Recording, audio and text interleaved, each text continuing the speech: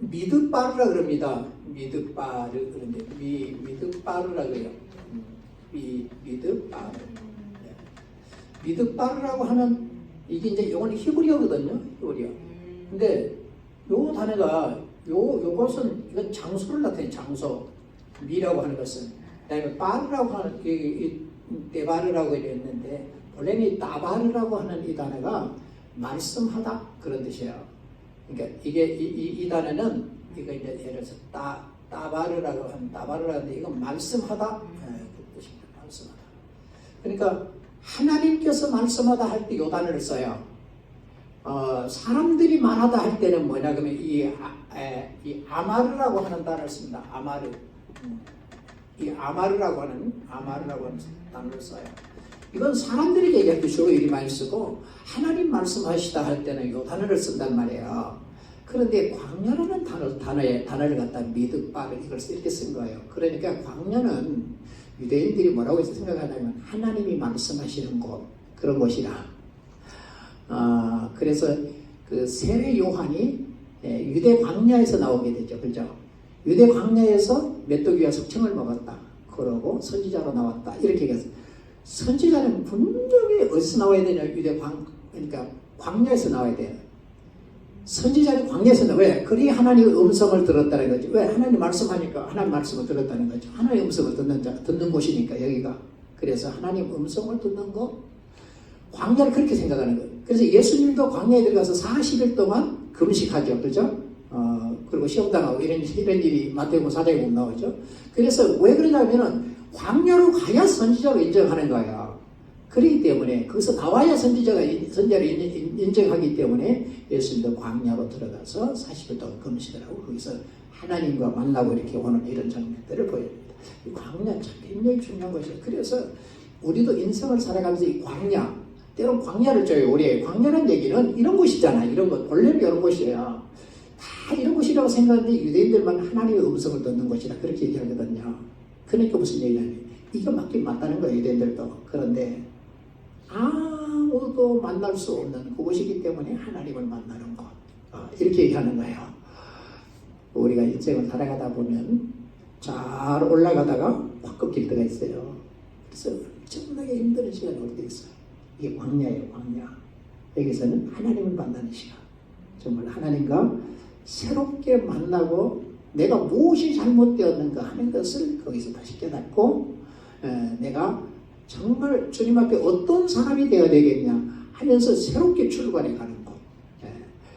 그러기 위해서 우리에게 그런 광야도 준다. 그런 얘기입니다. 그래서 이 광야 잠깐 방금 찬양에서 이렇게 설명을 해봤는데 참 광야 아주 깊은 얘기들이 참 많은 그런 얘기입니다. 오늘은 뭘 얘기하려고 그러냐 그러면은 이 마자 헨이라고 하는 단어입니다. 이걸 마자라 그러고요. 이걸 헨이라고 그럽니다. 헨이라는 것은 은혜라는 뜻이거든요. 은혜.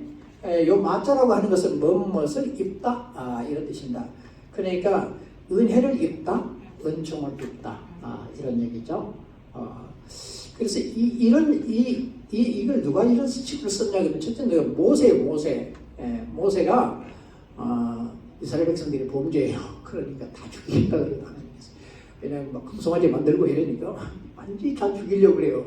그러니까 모세 하나님 내가 하나님께 은총을 입었다면 내가 하나님께 은총 입은 게 확실하다면 하나님 저들을 용서해 주시고 우리만 가라 하지 말고 우리와 함께 가소서. 이럽니다. 그러니까 하나님 뭐라 그래요? 그래 너는 내 은총을 입은 자라. 이렇게 얘기해 주시죠. 얼마나 이 얘기가 중요한 얘기인지 모릅니다.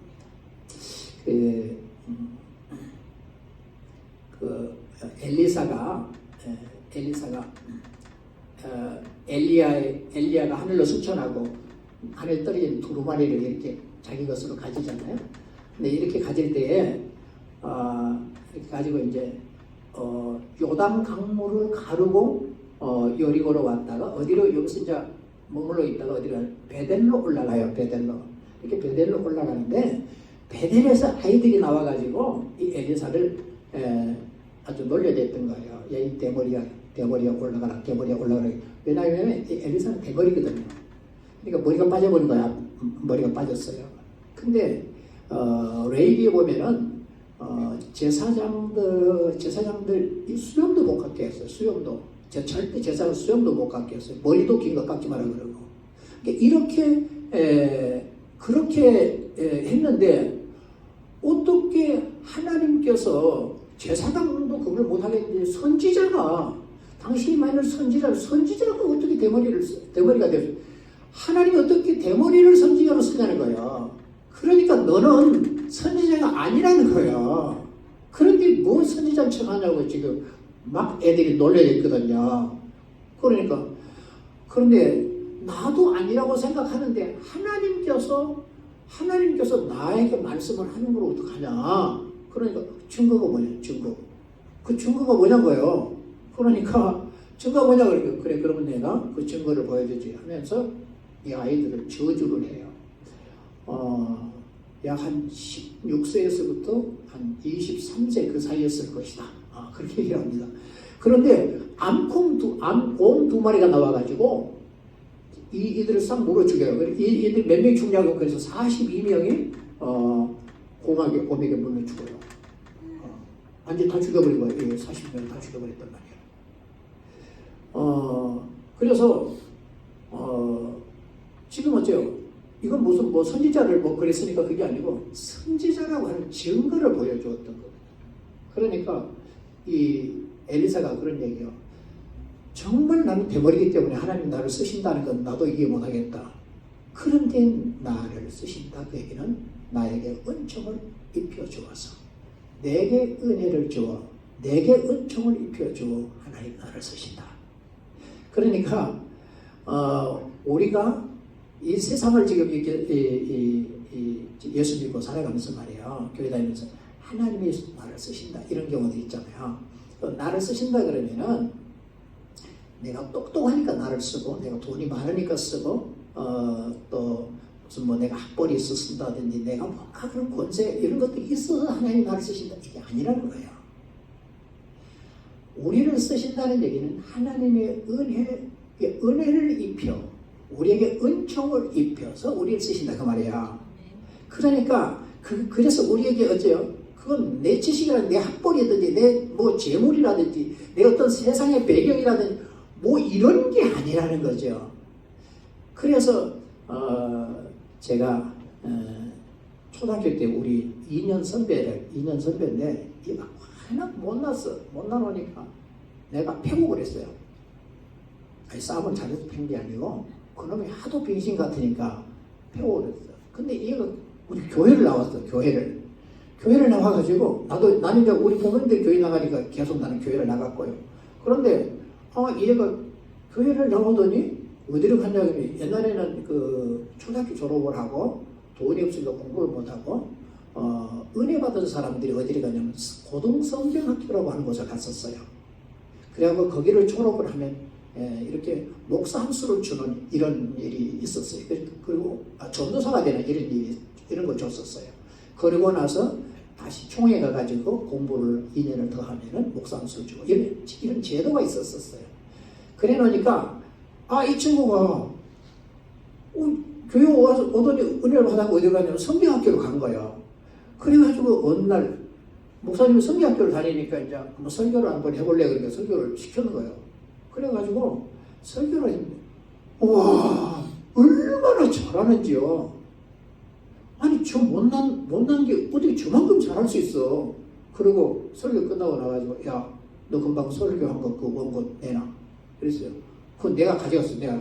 내가 가져가가지고요 우리 뒤 산에 가가지고 산에 올라가고 그걸 읽어가면 그거 외웠어. 그래갖고 막 제가 설교해서 그거 갖고요 그랬다니까요. 그래 놓으니까 하나님 나 목사 시켜준 것 같아. 그거 보고. 근데 뭘 얘기하고 싶냐 그러면 그 못난 게 하나님의 은총을 입어 하나님의 은혜를 입어 그리 잘하게 된 거예요. 그 친구가 그런 설교를 그렇게 할 수 있다는 건 아무도 이해를 못해. 그런데 그렇게 해내더라는 거예요. 지금 어떻게 뭘 하고 있는지 모르겠지만은 대단한 그런 주가 되었어요. 이렇게 은혜를 입는다. 굉장히 중요한 건데 오늘 뭘 얘기를 하려면 하나님께서 구약 성경 전체를 보면 제일 사랑하고 좋아했던 사람이 누구냐? 다윗이야. 다윗 이름이 얼마나 많이 나오는지 몰라. 신약 성경에까지 다윗이 있어. 그럴 만큼 하나님은 다윗을 마음에 들어했다. 아브라함도 이삭도 야곱도 그게 아니란 말이야. 아니고 다윗을 그렇게 마음에 들어했어. 얼마나 마음에 들어했는지. 다윗은 어떤 사람이야? 정말 어려서부터 좋은 하나님만을 신앙하는 좋은 사람이었지만은 왕이 되고 나서 이 바세바라고 하는 그 여인과 나쁘진 것 때문에 그 남편이 어떤 우리아를 죽이는 이것 때문에 하나님께 막 분노했죠. 굉장히 분노했었어요. 굉장히 분노했었어요. 그러면서 그 바세바를 통해서 낳은 아이를 죽이지 하나님이요. 하나님께 죽입니다. 그런데 이 나단 선지자라고 하는 선지자를 보내가지고 다윗을 책망을 하죠. 너희 집 앞으로 계속 칼이 따라다닐 것이다. 그리고 네 아내, 네 천첩들, 다른 사람과 백주에 동침을 하는 이런 일들이 있을 것이다. 자, 이런 얘기를 누가 들었냐 그러면 뭡니까? 누가 들었냐면 아히도벨이 오늘 성경에 보면 아히도벨이라고 하는 이 사람이 나오잖아요. 아히도벨이 들었어요. 왜냐하면은 나단이라고 하는 지금 선지자는 나단이죠. 나단이라고 하는 선지자가 다윗에게 하나님의 말씀을 전해준 것을 이 사람이 다 들었다고요. 너에게 계속 칼 따라다닐 것이다. 그리고 너 아내들이 백주에 남과 동침하도록 내가 만들 것이다. 이것을 하나님께서 나단 선지자를 통해서 말씀할 때 아히도벨이 다 들었다고요. 옆에 있습니다. 왜? 아히도벨은 어떤 사람이냐 그러면 최고의 전략가예요. 전쟁은 어째 이 전략이 있는 거잖아요. 전쟁은.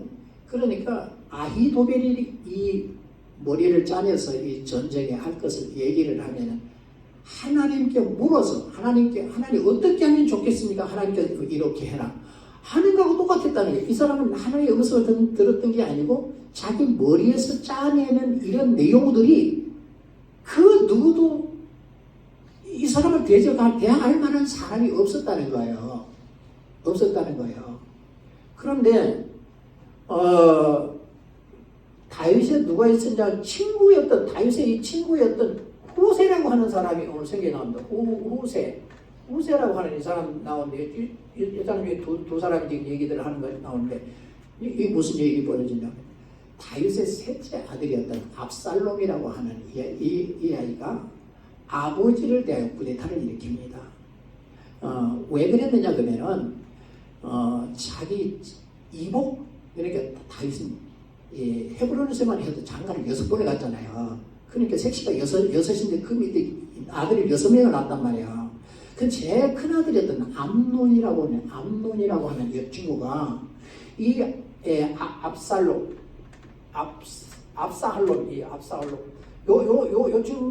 요 친구의 누이 동생을 이 누이를 강간을 한 거야. 강간을 하니까 얼마나 이 아이가 분노했는지 몰라. 압살롬이.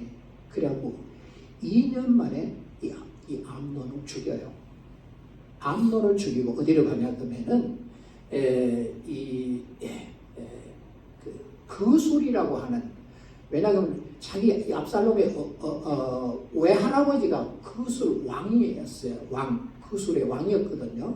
그래서 그술의 왕이었던 달메에게로 가요. 그 달메의 딸이라고 하는 마가라고 하는 그 딸이 이 압살롬의 어머니였거든요. 다윗의 아내였고요. 근데 그리로 가가지고서는 3년을 이렇게 보내게 되죠.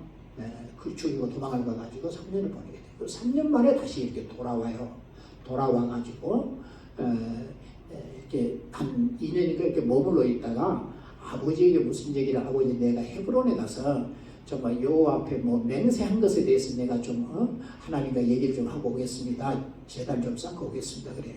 그러니까 보내줬었어요. 보내줬는데 이 헤브론에 가고 내가 왕이라고 하면서 그래서 쿠데타를 일으켰던 거거든요. 쿠데타를 일으켜가지고 예루살렘으로 쳐들어온 거예요. 그러니까 다윗이 자기 밑에 있는 부하들이 대단한 용장들이잖아요.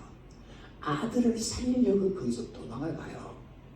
그 기드론 시내를, 그러니까 예루살렘에 있고 기드론이 골짜기가 있고 감난산이 있어서 뒤로 내려가면 이제 광야거든요. 그래야 저한테 여리고까지 이렇게 내려가게 돼 있는데 이곳을 맨발로 가요. 일부러 뭐 빨리 도망가는 척하고 다윗이요. 그러니까 다 그리 따라가요. 그런데 그 따라가는데 보면은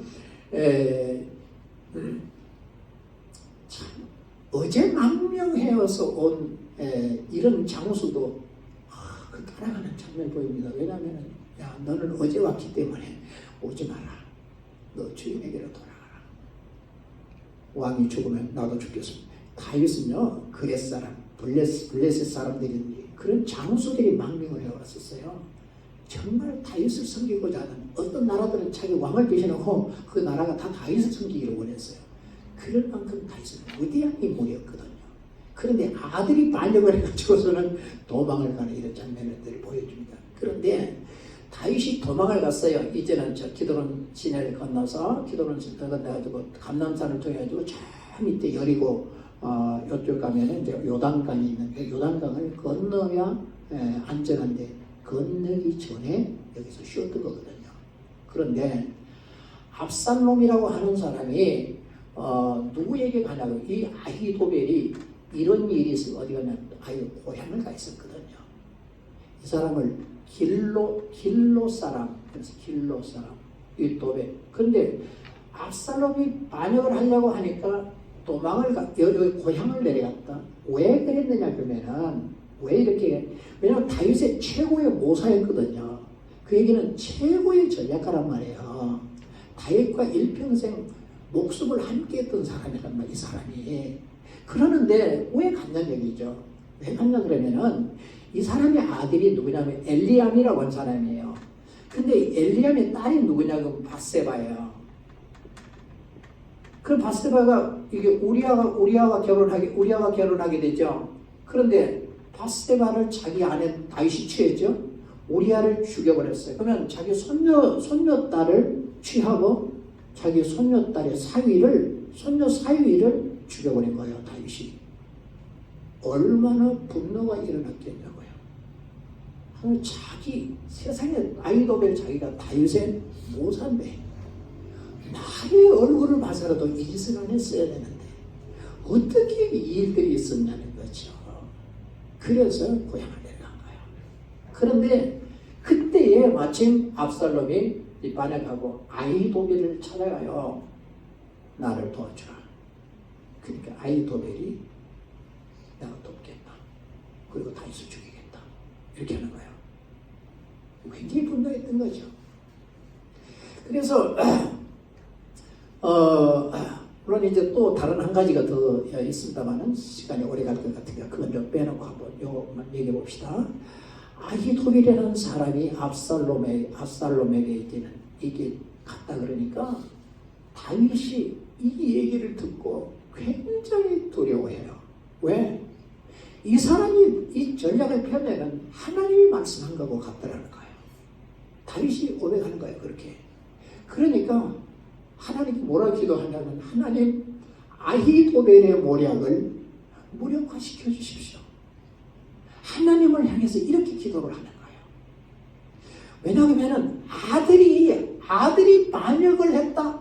분명히 이런 일이 있을 거라고 하나님이 예언을 했단 말이에요. 지금 나단 선지자를 통해서 얘기를 했단 말이에요. 칼이 뒤따라 다닌다 그러면은 계속 다윗의 가정에 이런 일이 일어날 거란 거죠. 그래서 아히도벨이라고 하는 사람은 하나님께서 이 다윗을 떠났구나. 하나님께서 이제는 다윗을 외면하고 하나님은 다윗을 떠났구나. 아마 이렇게 판단을 했던 것 같습니다. 그래서 압살롬과 이렇게 하나가 되어지는 이런 장면을 성경에서 보여줘요. 그래서 아히도벨이 그럽니다. 압살롬 어떻든 다윗을 내가 죽이겠다. 얼마나 분노가 났으면 그렇게 했을 거죠. 그래서 다윗을 죽이겠다고 합니다. 15,000명만 주시오. 내가 지금 가서 기습하면 충분히 죽일 수 있는데 다른 사람 말고 내가 이 사람을 죽이겠어. 돌아올 겁니다. 이러면서 지금 기습을 하지 않는다고 하면은 불가능합니다. 이렇게 얘기를 하니까 와, 그 생각 너무 좋다.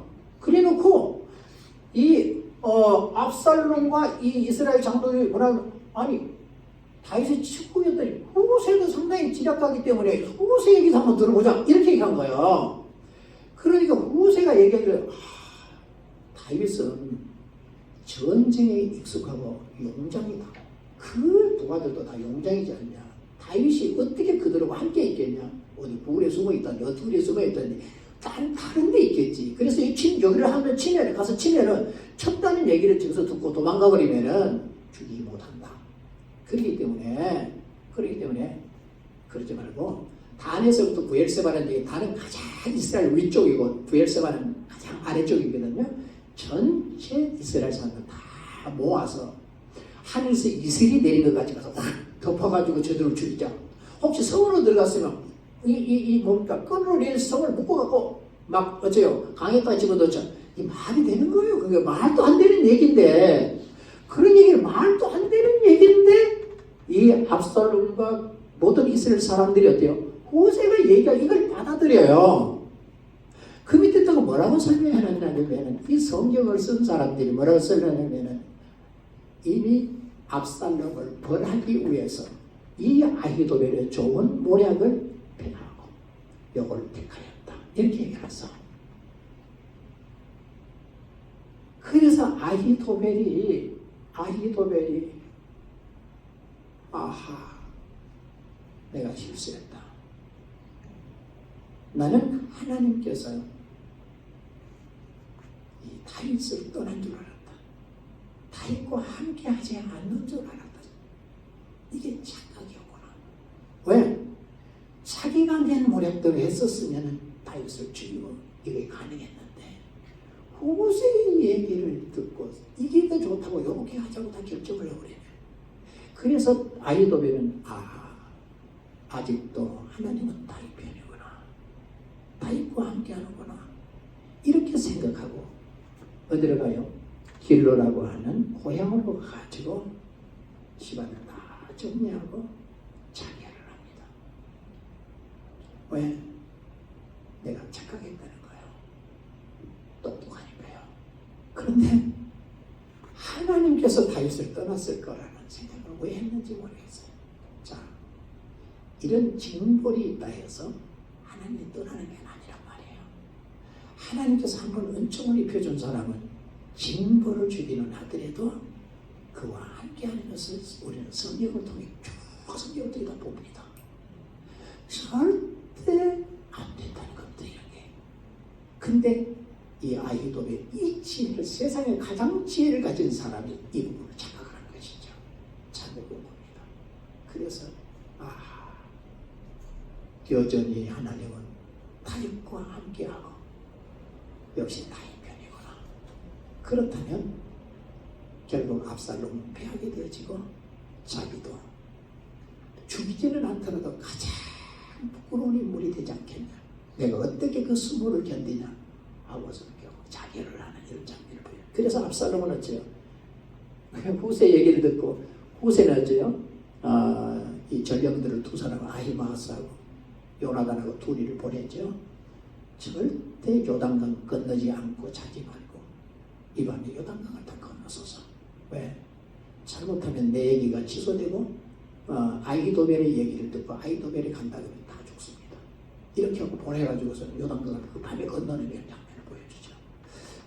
그래서 결국 그 전쟁에 압살롬이 요압이라고 하는 장수에게 죽게 되고 결국은 이렇게 패하게 되어지니까 다윗이 다시 예루살렘으로 복귀해서 왕의 자리에 그대로 함께 되고 그때부터 끝까지 하나님이 함께하는 이런 왕이 되었던 것을 이렇게 보게 됩니다. 우리가 인생을 살아가면서요 굉장히 이것이 중요한 거예요. 그래서 성경은 뭐라고 얘기하면 우리가 남을 정죄하거나 비판하거나 판단하거나 우리가 어째 그런 일들을 우리 보고 하지 말라는 거예요. 왜? 우리가 모르니까 우리는 그러니까 하나님께 맡겨두라는 거예요. 하나님께 맡겨두면 하나님의 처리하면 될 걸 내가 처리하려고 하다가 이런 문제가 생긴 거거든요. 자기가 처리하려다가 결국은 자기가 죽게 되는 이런 일이 벌어지는 것입니다. 우리가 예수 믿고 살아가면 진짜 하나님이 살아계신 게 믿어지면 하나님이 일하시도록 놔두면 돼요. 내가 자꾸 내가 뭐라고 내가 하면은 결국 벌은 내가 받게 돼요. 죄는 누가 짓고요? 죄는 저 사람이 짓고 벌은 내가 받게 되는 거예요. 왜냐하면 내가 자꾸 그 사람에서 이렇게 좀 얘기하게 되어지면은 죄는 그 사람이 짓고 벌은 내가 받는 거예요. 이게 신앙생활에서 굉장히 중요한 것이란 말이에요. 여러분 무슨 일이 있어도 참 우리가 그러지는 않아야 되겠고요. 제일 중요한 게 하나님의 은총을 이거. 웬만한 모든 사람들에게 하나님의 은총을 줍니다. 하나님의 은혜를 입혀준단 말이에요. 그래서 예수님이 믿어졌고 예수님으로 살고 싶고 그래서 하나님의 교회에도 봉사하고 헌신하고 싶고 주님으로 살고 싶은 정말 하나님을 예배하는 자로 살고 싶은 찬양이 좋고 기도하는 것이 좋고 그렇죠? 그래서 주님 좋아합니다. 사랑합니다. 이렇게 우리 고백하며 살고 있잖아요. 왜냐하면 그분의 은총을 입어서 그런 거예요. 그렇기 때문에 이 은총을 입었으면 내게 조금 어려운 징계는 오지만 때로는 내가 잘못하게 되는 이런 일은 어려운 일은 생기지만 나를 떠난 게 아니야. 그래도 그 속에 그래서 히브리서 12장에 보면 그 얘기를 해놨어요. 아버지가 아들을 징계하지 않는 아버지가 어디 있냐. 그래 해도 아들이 아버지 공경해야 되는데 하물며 하늘에 계신 아버지가 우리를 좀 징계한다고 우리가 하나님을 떠난다고 말이 되는 것이냐. 하나님은 우리를 징계하실 때 본심이 아니에요. 너무 마음 아파하면서 우리를 징계한다는 거예요. 내가 울면 하나님 더 우신다는 거죠. 왜? 너무 마음이 아파서. 그래서 아들아 딸아 이거 이기고 넘어서라. 그리하면 내가 너를 다시 주실 것이다. 성경을 통해 우리에게 보여주는 것이 그런 내용이란 말이에요. 그렇기 때문에 하나님의 은총을 입고 가면서 혹시 좀 잘못하여 징계를 만날지라도 믿음으로 그 안에서 내가 다시 하나님의 사람으로 서게 되면 다시 은총이 내게 오면서 나를 이끌고 가는 하나님을 보게 될 겁니다. 이 은총을 입고 가고 은총을 입은 사람들을 함부로 판단해서 우리가 우리 목숨을 잃는 그런 일은 꼭 없어야 된다. 우리가 불이익을 당하고 우리가 징계를 당하는 그런 일은 없어야 된다 하는 것 기억하고 산다면 좋은 신앙으로 승리해가는 나와 여러분 될 줄 믿습니다. 기도하겠습니다. 하나님 아버지